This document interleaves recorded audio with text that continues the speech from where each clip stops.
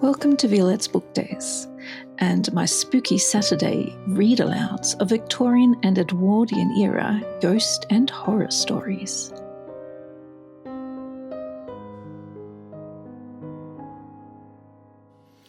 Hello, welcome. My name is Violet and this will be my second episode of my Spooky Saturday Read-Alouds.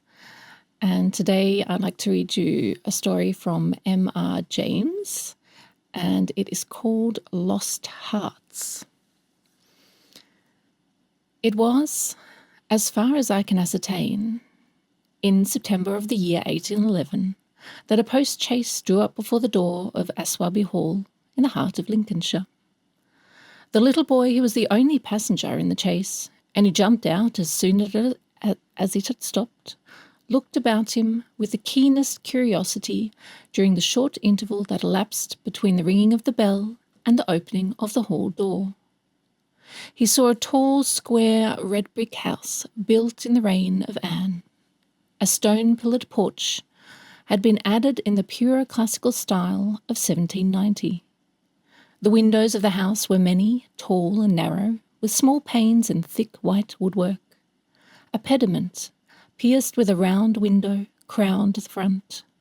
There were wings to right and left, connected by curious glazed galleries, supported by colonnades. With the central block, these wings plainly contained the stables and offices of the house. Each was surmounted by an ornamental cupola with a gilded vane. An evening light shone on the building, making the window panes glow like so many fires. Away from the front hall in front stretched a flat park, studded with oaks and fringed with firs, which stood out against the sky. The clock in the church tower, buried in trees on the edge of the park, only its golden weathercock catching the light, was striking 6, and the sound came gently beating down the wind. It was altogether a pleasant impression, though tinged with a sort of melancholy appropriate to an evening in early autumn, that was conveyed to the mind of the boy who was standing in the porch, waiting for the door to open to him. The post-chaise had brought him from Warwickshire, where some 6 months before he had been left an orphan. Now, owing to the generous offer of his elderly cousin, Mr. Abney, he had come to live at Aswarby.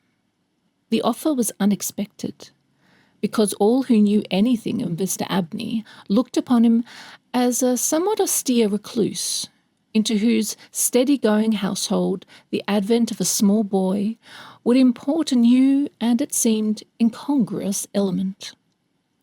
The truth is that very little was known of Mr. Abney's pursuits or temper. The professor of Greek at Cambridge had been heard to say that no one knew more of the religious beliefs of the later pagans than did the owner of Aswarby. Certainly his library contained all the then available books bearing the mysteries, the Orphic poems, the worship of Mithras, and the Neoplatonists. In the marble-paved hall stood a fine group of Mithras slaying a bull, which had been imported from the Levant at great expense by the owner. He had contributed a description of it to the Gentleman's Magazine, and he had written a remarkable series of articles in the Critical Museum on the superstitions of the Romans of the Lower Empire. He was looked upon, in fine, as a man wrapped up in his books, and it was a matter of great surprise among his neighbours that he should ever have heard of his orphan cousin, Stephen Elliott, much more that he should have volunteered to make him an inmate of Aswarby Hall. Whatever may have been expected by his neighbours, it is certain that Mr. Abney, the tall, the thin, the austere, seemed inclined to give his young cousin a kindly reception. The moment the front door was opened, he darted out of his study, rubbing his hands with delight. "How are you, my boy? How are you? How old are you?" said he. "That is, you are not too much tired, I hope, by your journey to eat your supper?" "No, thank you, sir," said Master Elliot. "I am pretty well." "That's a good lad," said Mr. Abney. "And how old are you, my boy?" seemed a little odd that he should have asked the question twice in the first 2 minutes of their acquaintance. "I'm 12 years old next birthday, sir," said Stephen. "And when is your birthday, my dear boy? 11th of September, eh? That's very well. Nearly a year hence, isn't it? I like to get these things down in my book. Sure it's 12? Certain?" "Yes, quite sure, sir." Well, take him to Mrs. Bunch's room, Parks, and let him have his tea, supper, whatever it is." "Yes, sir," answered the staid Mr. Parks, and conducted Stephen to the lower regions. Mrs. Bunch was the most comfortable and human person whom Stephen had as yet met in Aswarby. She made him completely at home. They were great friends in a quarter of an hour, and great friends they remained. Mrs. Bunch had been born in the neighbourhood some 55 years before the date of Stephen's arrival, and her residence at the Hall was of 20 years' standing. Consequently, if anyone knew the ins and outs of the house and the district, Mrs. Bunch knew them, and she was by no means disinclined to communicate her information. Certainly there were plenty of things about the Hall and the Hall gardens, which Stephen, who was of an adventurous and inquiring turn, was anxious to have explained to him. Who built the temple at the Laurel Walk? Who was the old man whose picture hung on the staircase, sitting at a table with a skull under his hand? These and many similar points were cleared up by the resources of Mrs. Bunch's powerful intellect. There were others, however, of which the explanations furnished were less satisfactory. One November evening, Stephen was sitting by the fire in the housekeeper's room, reflecting on his surroundings. "Is Mr. Abney a good man, and will he go to heaven?" he suddenly asked, with a peculiar confidence which children possess in the ability of their elders to settle these questions, the decision of which is believed to be reserved for other tribunals. "Good? Bless the child," said Mrs. Bunch. "Master's as kind a soul as ever I see. Didn't I never tell you of the little boy as he took in out of the street, as you may say, this 7 years back, and the little girl, 2 years after I first come here? No, do tell me all about them, Mrs. Bunch. Now, this minute." "Well," said Mrs. Bunch, "the little girl I don't seem to recollect so much about. I know Master brought her back with him from his walk one day and give orders to Mrs. Ellis, as was housekeeper then, as she should be took every care with. And the poor child had no one belonging to her. She told me so her own self, and here she lived with us a matter of 3 weeks it might be. And then, whether she was something of a gypsy in her blood or what not, but one morning she out of her bed afore any of us had opened an eye, and neither track nor yet trace of her have I set eyes on since. Master was wonderful put about,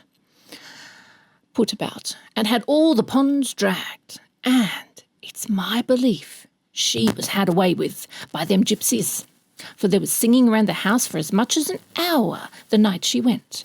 And Parks, he declared that as he heard them a-calling in the woods all that afternoon. Dear, dear, a odd child she was, so silent in her ways and all. But I was wonderful taken up with her, so domesticated she was. Surprising." "And what about the little boy?" said Stephen. "Oh, that poor boy," sighed Mrs. Bunch. "He were a foreigner.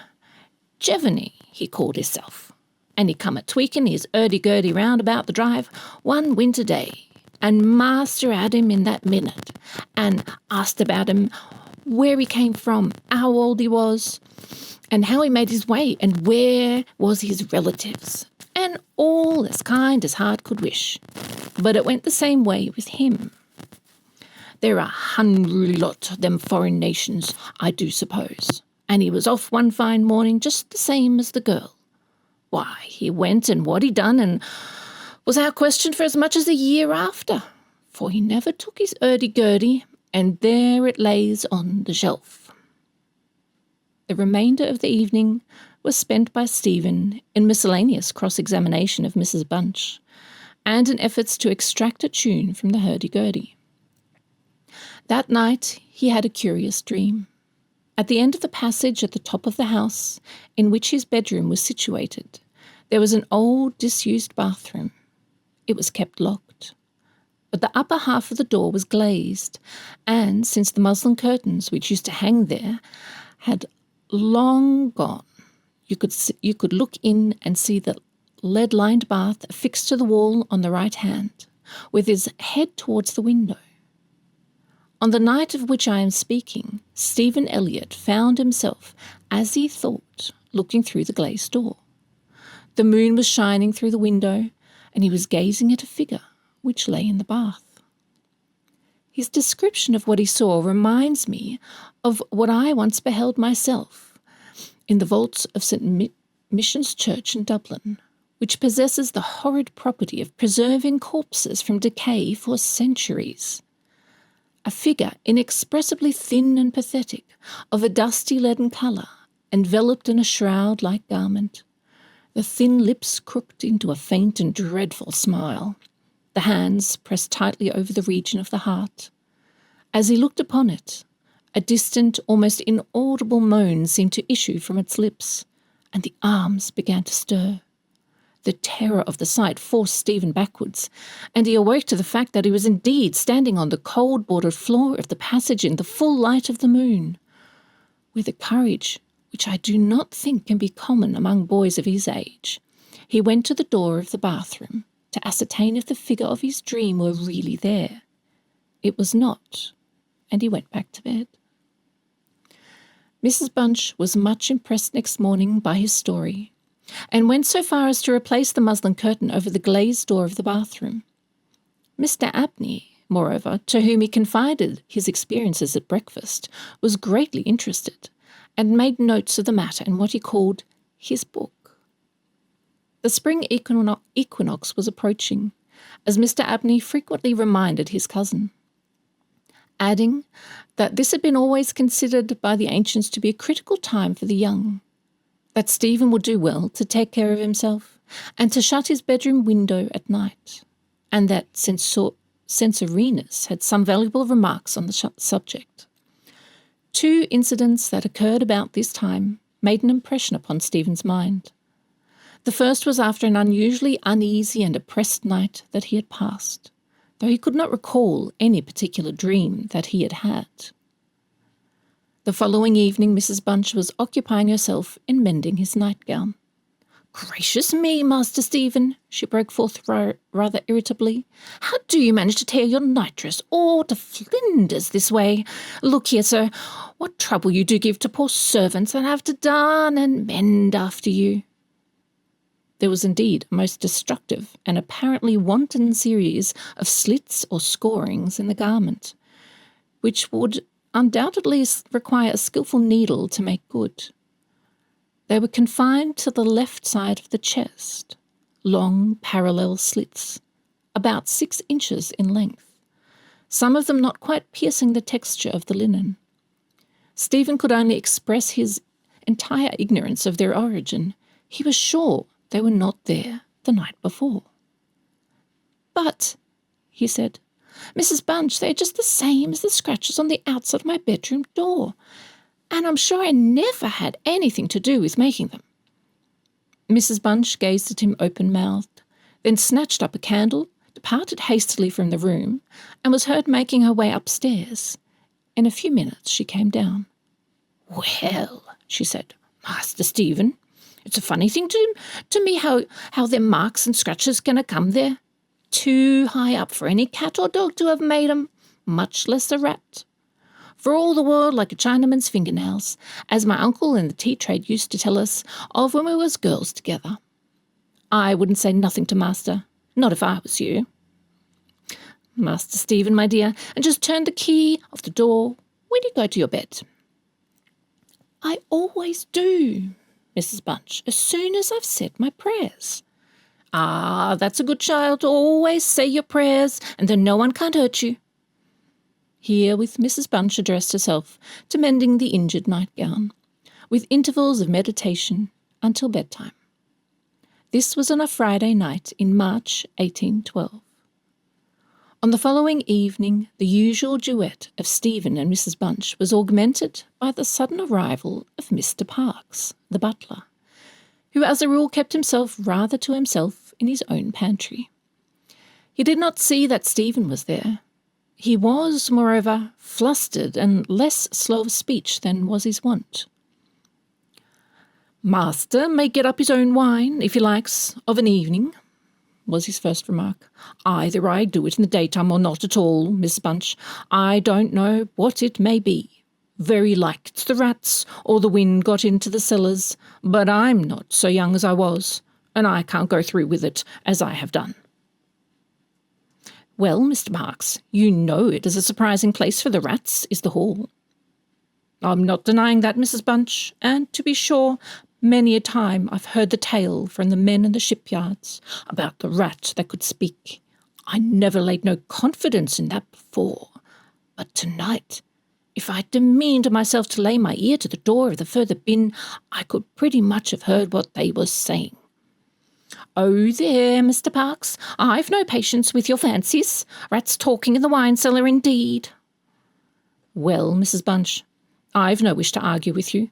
All I say is, if you choose to go to the far bin and lay your ear to the door, you may prove my words this minute." "What nonsense you do talk, Mr. Parkes.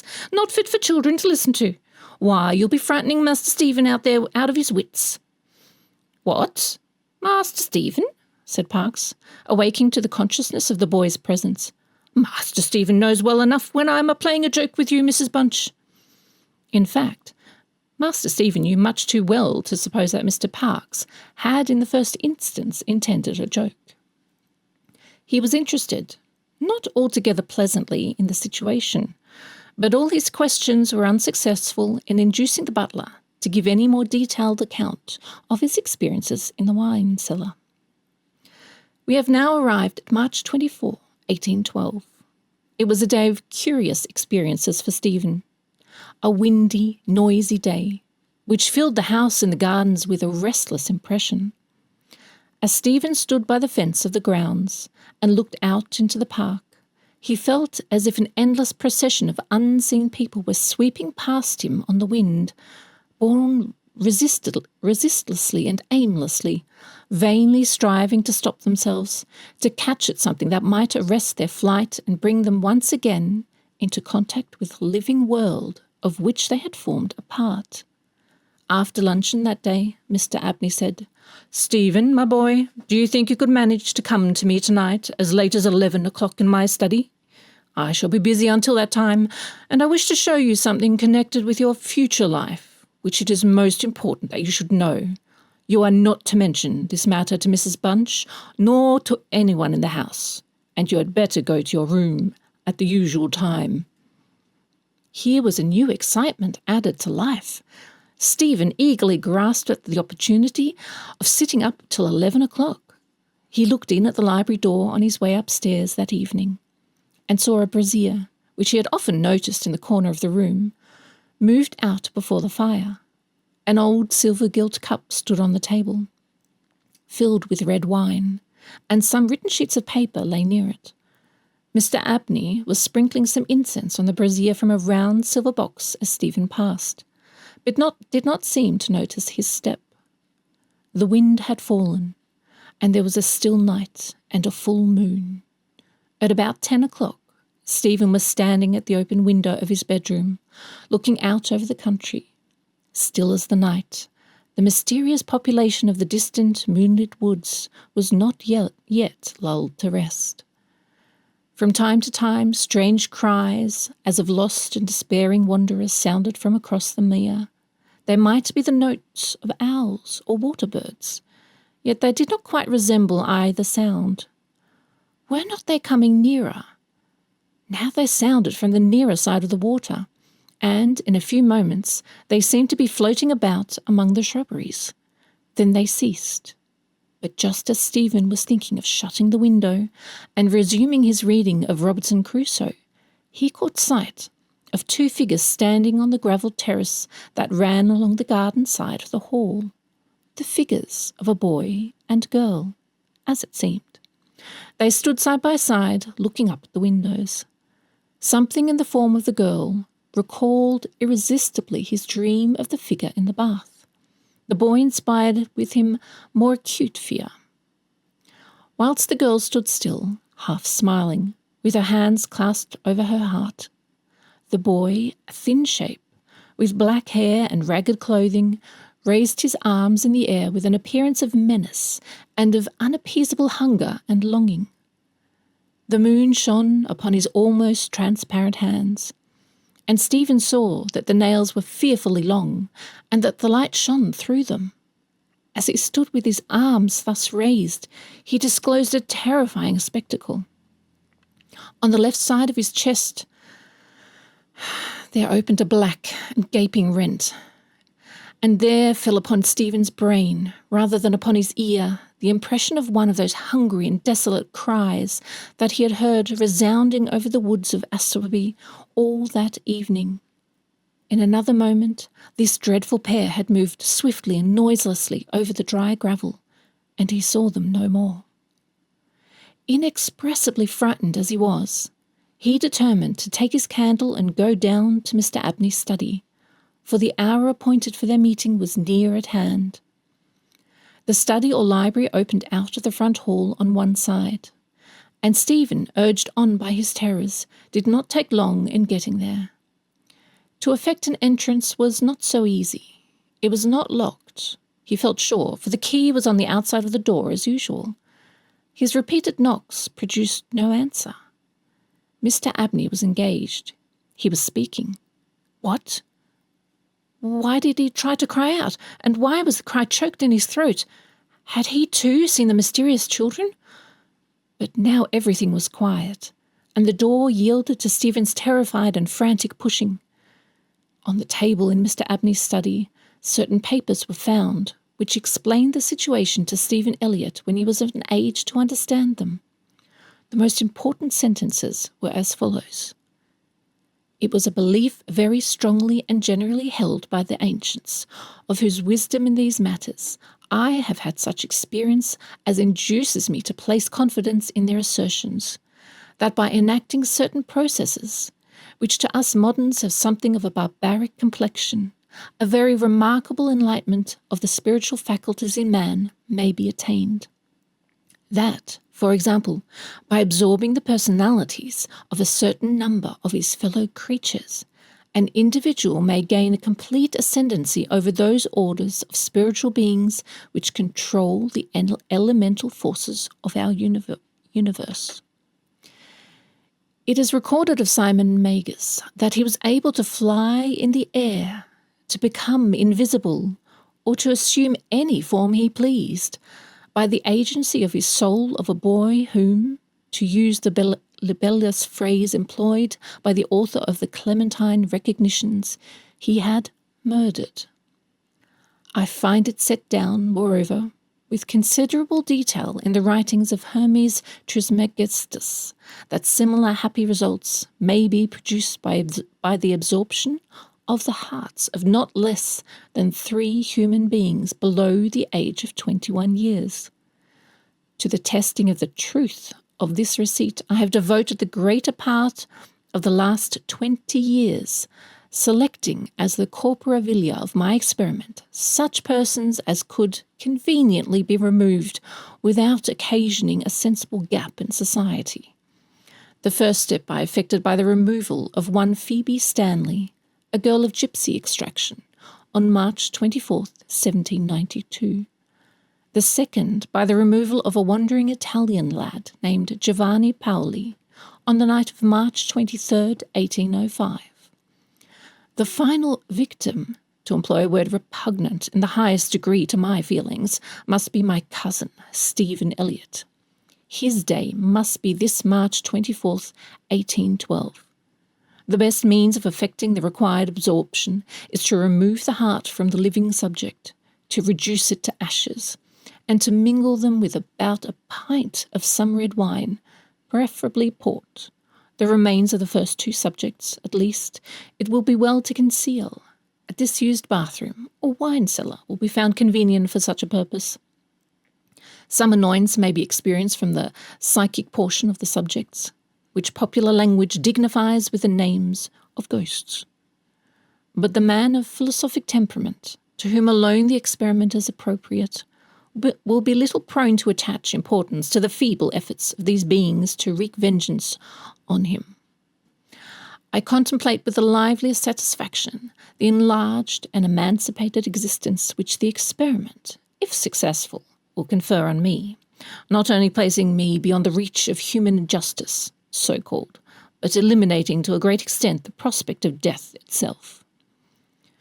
Mr. Abney was found in his chair, his head thrown back, his face stamped with an expression of rage, fright, and mortal pain. In his left side was a terrible lacerated wound, exposing the heart. There was no blood on his hands, and a long knife that lay on the table was perfectly clean. A savage wildcat might have inflicted the injuries. The window of the study was open, and it was the opinion of the coroner that Mr. Abney had met his death by the agency of some wild creature. But Stephen Eliot's study of the papers I have quoted led him to a very different conclusion. And that's the end of the story. So what I've decided to do for these Saturday stories is, this is my reading. So as I'm reading to you, that's the first time I'm reading the story. Apart from last week's episode, I had read that one before. But from now on, they're new to me and possibly new to you as well. So this one, it's a little bit more graphic than the previous story. And I usually do detest anything to do with violence against children. But as this is a ghost story of sorts, I suppose I could still put this video up. So, yeah, it's my first story actually of M.R. James that I've read. And it was, an experience. I'm not sure how I'll do the voices for other ones. Because of course it was my first reading. I hadn't practiced or thought out how I would do the voices. It just, I guess there wasn't too much of a distinction I made between them, but I guess with practice I will get better. So let me know what you thought.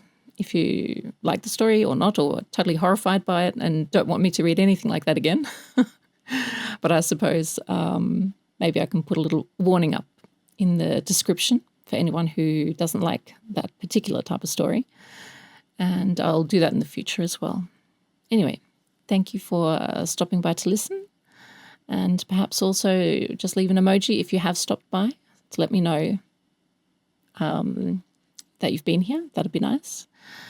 And if you do have a YouTube channel, or if you've got a Booktube channel in particular, and if you leave a little emoji, I would love to find some new channels to have a look at, which I usually do every week anyway, but particularly if you have stopped by mine, I would love to see yours.